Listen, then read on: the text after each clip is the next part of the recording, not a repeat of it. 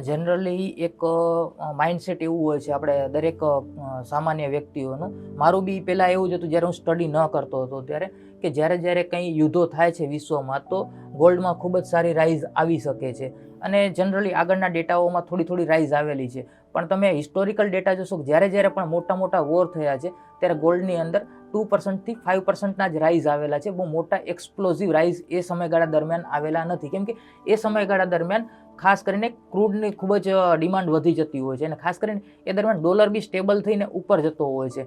તો કોમોડિટી માટે ત્યારે લોકો એમાં ઇન્વેસ્ટમેન્ટ નથી કરતા. તો હાલમાં થોડુંક આપણે વેઇટ કરી શકાય છે આવનારા એકાદ મહિનાની અંદર. અગર આપણને હજી બી ગોલ્ડ કોઈક સારા સપોર્ટ લેવલ પર મળે છે, કેમ કે હું સેબી રજિસ્ટર્ડ નથી તો તમને કોઈ લેવલ્સ તો મેન્શન નહીં કરી શકું, પણ જો આવનારા એકાદ મંથમાં ગોલ્ડ સિલ્વરમાં બીજું કરેક્શન્સ મળે છે અને સારા લેવલ પર મળે છે તો એ બાઇંગ ઓપોર્ચ્યુનિટી બનશે અને આવનારા દિવસોમાં ફરીથી રાઇઝ થશે. તો આવનારો ટ્રેન્ડ